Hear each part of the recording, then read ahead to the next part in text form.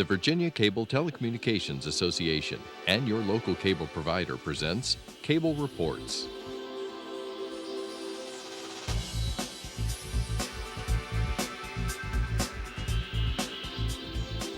Join us now as Cable Reports brings you up to date on current issues facing the Commonwealth through discussions with your local legislators and other policymakers from across Virginia. From the General Assembly and the City of Richmond, I'm Woody Evans for Cable Reports, brought to you by the Virginia Cable Telecommunications Association and Comcast, connecting Virginians to their government. We're pleased to have Senator Rosalyn Dance with us today. Good to see you, Senator. Always good to see you, Woody. Well, a week from tomorrow, I think you may be happier than you are now because you should be finished with the business of the 2017 short session. I am cautiously optimistic that we're going to finish on time and possibly maybe a day earlier. Great. Yes. Talk to us a little bit about your committee assignments because I know you have some very important committees you're on, including finances that is dealing with the budget. Yeah, I would say that that's that I'm really pleased with all of my assignments. And I serve on Commerce and Labor, which says I'm working with business, but I'm also working with the employee side. So I get to see those who are laboring on behalf of the business and finding that common ground between the two because both are important. I serve on agriculture and natural resources and conservation where I'm dealing with, I have 3 counties. So that's dealing with not only the farming and the forestry, but then preserving the environment for the future. So I have an opportunity to deal with the solar energy, harnessing all types, the energies of tomorrow, and that's good for the quality of our water. So I'm loving that because it keeps me in touch with the reality of what we need to do as Virginians to ensure the quality of life for now and in the future. I'm honored to serve on Privileges and Elections, which deals with everybody thinks it's all about elections, but it's also all about the rights of people, and then appointments. Governor's appointments come through that committee, and most importantly, redistricting. Now, I have had a sabbatical from Privileges and Elections for about 3 years, because I served when I was in the House. But now I'm back on Privileges and Elections in the Senate. So I guess that's one of those places where I'm always carrying legislation that deals with the rights of people, especially right to vote, the restoration of rights. And in fact, I had a constitutional amendment again this year that didn't quite make it, and I think it was pretty good. I think one of my colleagues apologized because she didn't really understand that mine would allow the General Assembly to have a certain degree of responsibility, but it would not have taken away the governor's rights to restore. And the legislation that was moving pretty swiftly would have that is coming out takes away the governor's rights. Right. And we should not be intimidated by the fact that 127,000 people more than before have had their rights restored. That's a good thing because we don't know if they're Democrats, Republicans, or independent, but they now have their rights restored, make them feel a little bit better about themselves because you just don't know how many people have been closeted to the extent not even able to tell their children they might work on Election Day, but they could not vote, and now they can. So I think that's a wonderful thing. But then to tie it all up is finance. I served on appropriations, but coming to the Senate, that was just not where I found myself. But this is my 3rd session, and I'm back on finance, and it felt like they threw me in the water, and I found that I can still swim.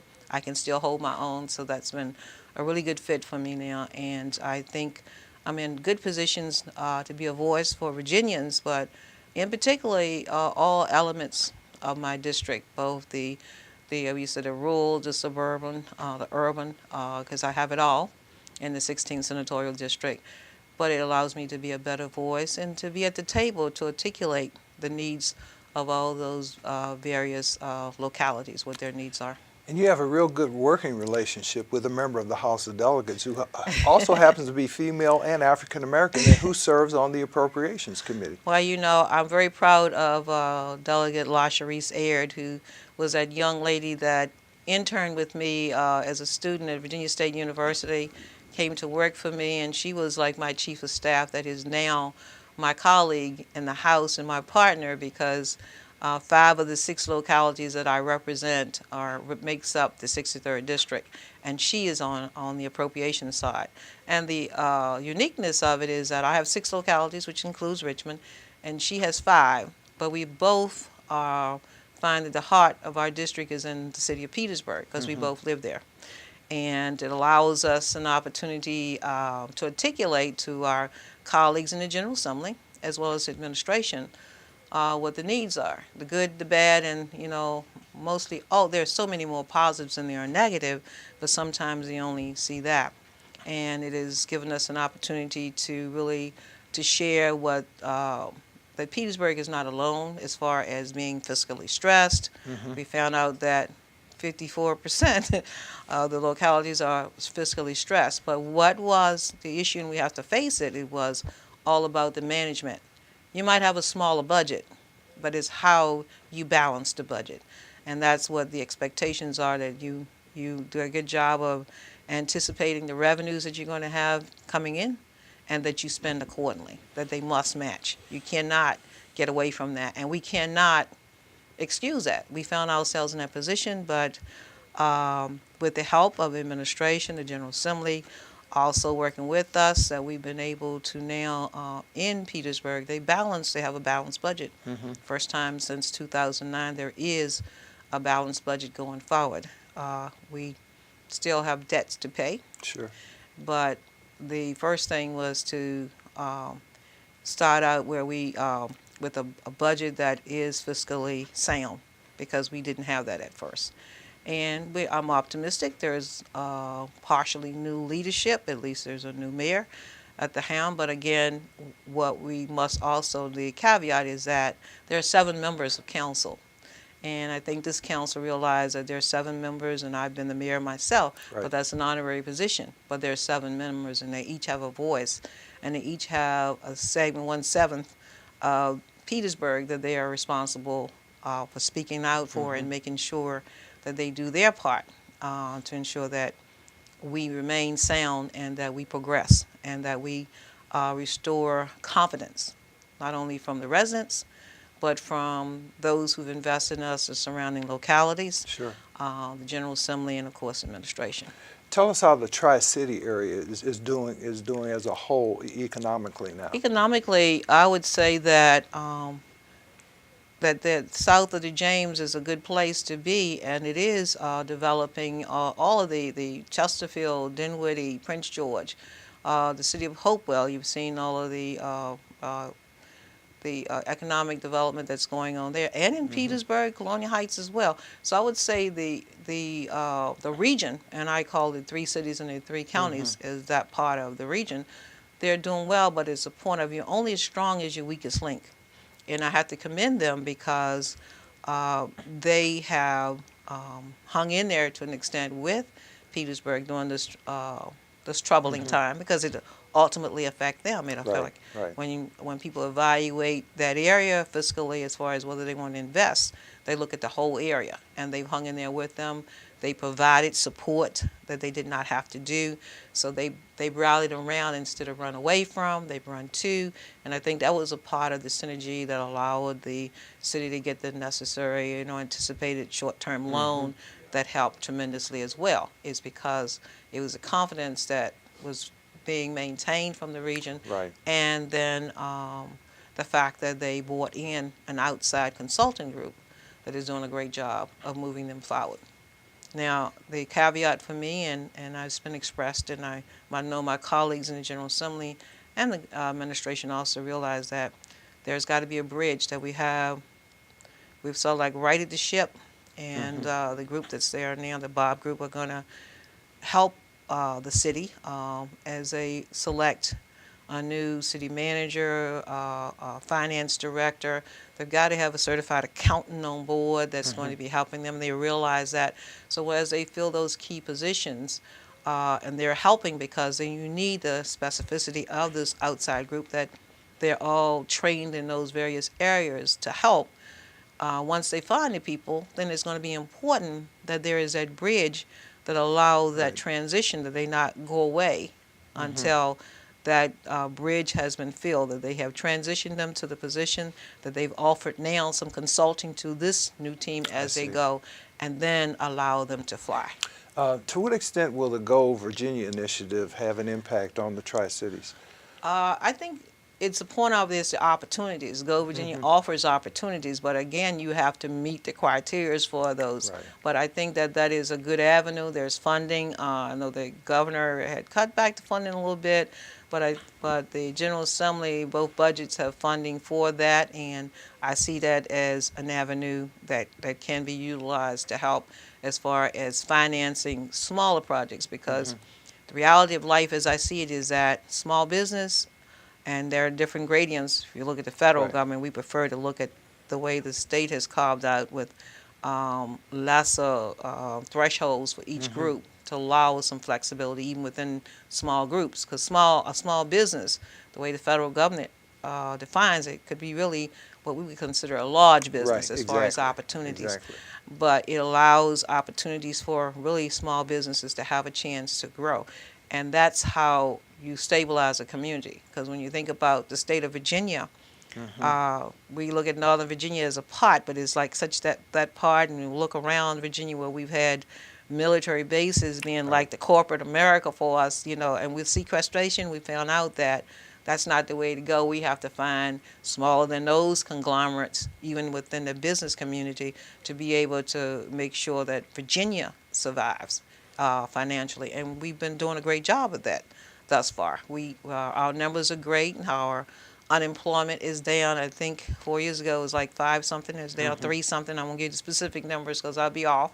But I'm just saying that it's been progressively becoming better as far as more people employed. And of course, for me, as much as just as important as employing people is to make sure they're earning salaries that will allow them to take care of their family. So of course, I had legislation that would have increased the minimum wage incrementally up to the $15, not overnight, understanding that everything has to be phased in, and as the economy grow, that allowed opportunity to raise the floor for those who are trying to work. You find a lot of people that are working and having to work 2 and sometimes 3 jobs because they want a better quality of life. They don't want to be taken care of. They want to move from dependence to independence. So what are we doing to help them to do that?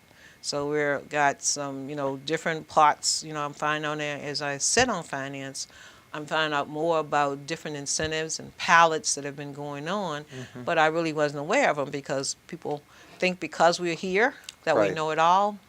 Not so. We're assigned to committees and we become a little experts, if you will, over time in those areas. But in finance, and as Delegate Ayers will find out in appropriations, any policy, no matter what, whether it's coming from education, agriculture, the technologies or whatever, if it has a fiscal impact, it will find its way to the 10th floor in finance or the 9th floor in appropriations. And most everything's going to have some financial. And if it has a fiscal impact, it will make its way to one of those money committees. And actually, what about private employers in your district? I do recall in Prince George's County, Rolls-Royce is still there, I believe. In Prince George County, we still have Rolls-Royce.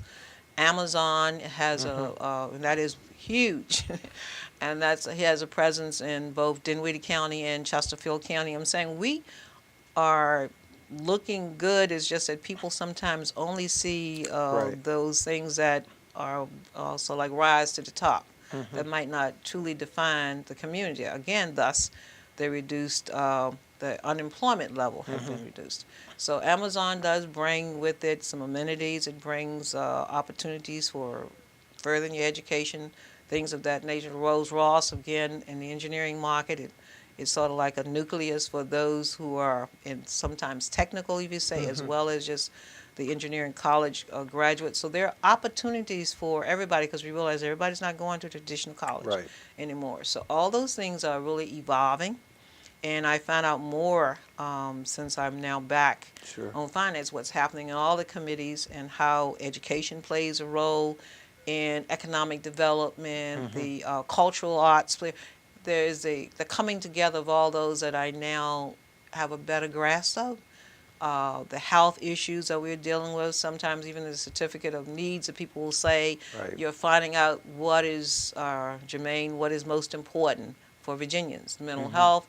In finance, I'm now back on the health and human resources. So I'm learning more. I'm having a voice more because that's my background, and to deal with the mental health and the intellectually disabled, the facilities that are, the Department of Justice said must close.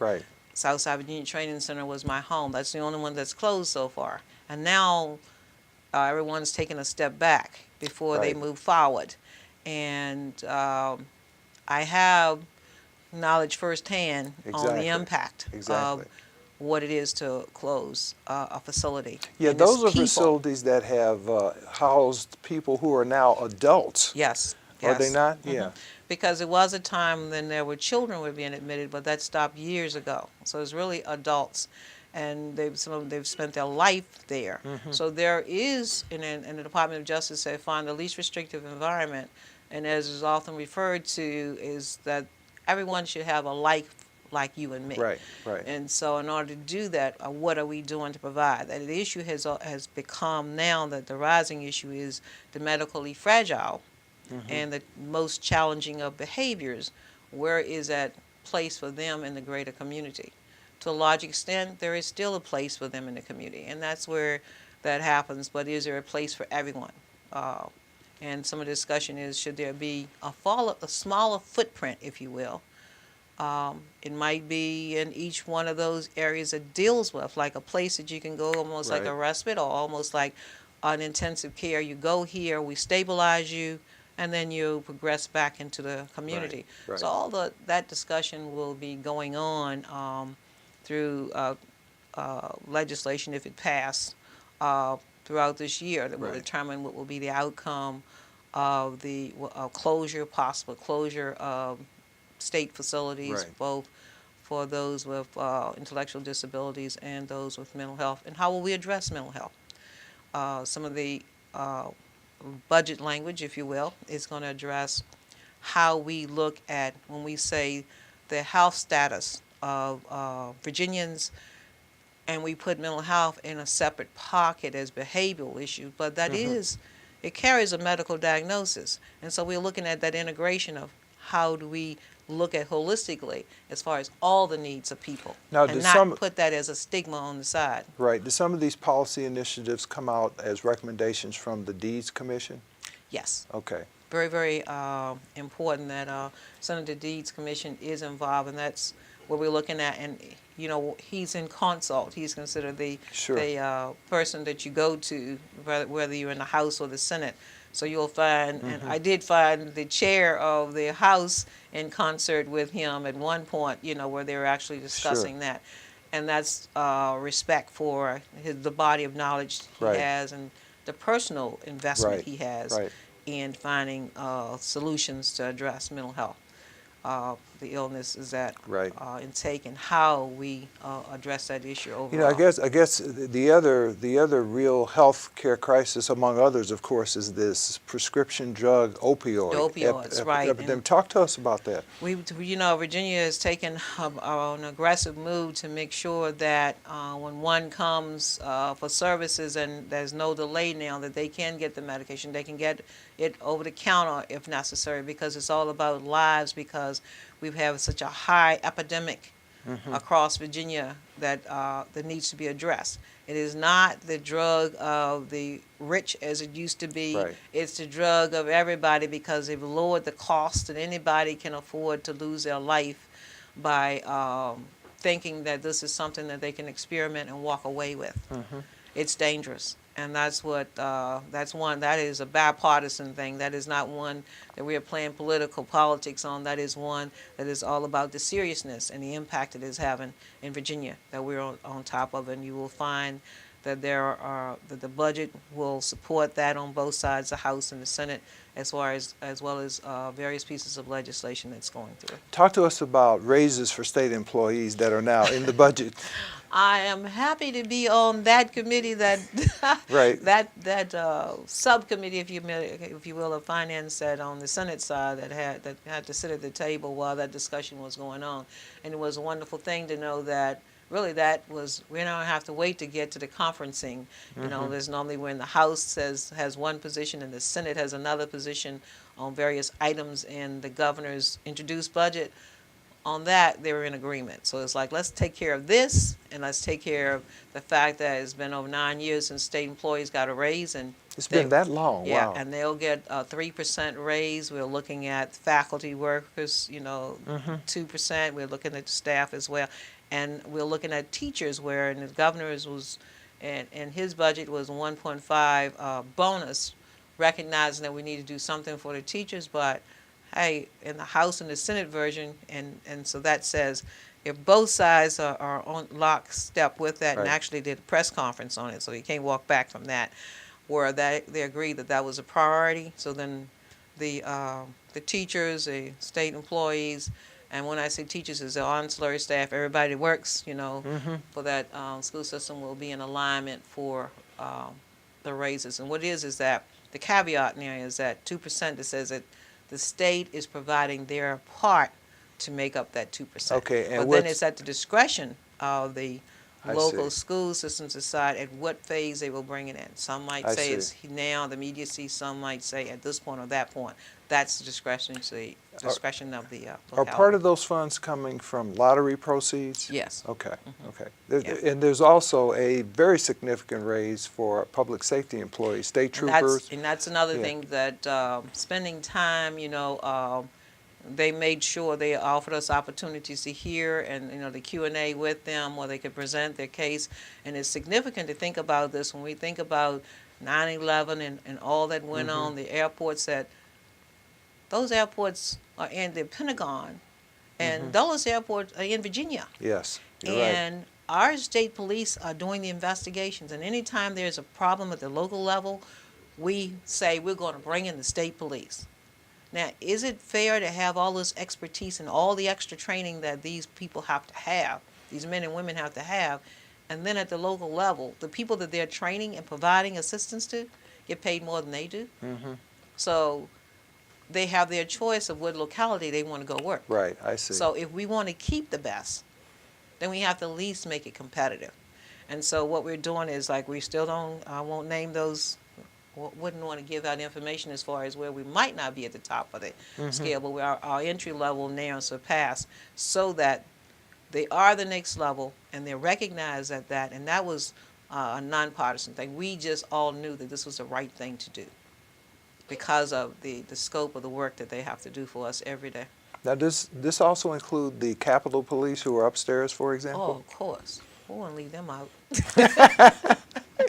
Now, what about K through 12? I understand the budget will hold K through 12 harmless. However, that's based upon numbers several years ago, is it not? Yeah, but it is holding them harmless. Again, Yeah. you got to realize this. There is only one pot of money, right? And we divide it up. So the priorities for this pot of money was 3% state employees and see. all those take care of the state police. Right, we did all and hold the K through 12 harmless, and find there are some incentives there that will help them, for various program options that they're already doing that they can apply for. So that's a way to help, especially high-risk areas that need a little bit of help. Right. There are different gradients of support that you will find throughout in language sometimes that will help them as well. And as far as the universities, I'm really pleased that Virginia State University is Okay. one, and Norfolk That's in your State, district. they were held harmless, but then some of the universities did have to take a cut to some extent. But a lot of them have large endowments or whatever, and I won't go into that. But it was the best decision, and it's not over yet, because you got to remember there's a House budget, there's a Right. Senate budget, Right.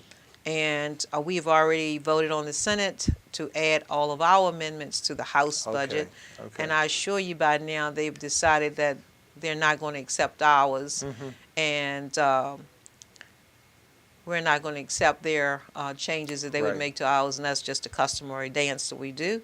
And once we have said that, then there will be a committee of conference, probably determined before the next couple of days or less, and then they will go to work, because we got to start the work to make sure we leave out of here next week Right. on time. Absolutely. Well, what about John Tyler Community College? How is it doing? John Tyler Community College is faring well, and actually there's some language there because there's some things that they want to do, but that's one of those colleges that I look at, and Sure. they're whole harmless right now, but there are some opportunities because this is like the first phase of a 2-year budget, so that's about all I can say. But I will say that I have to tell you, that's one of my alma maters too. So, I'm a little partial to John Tyler, but I love all the community college systems now because of what they do.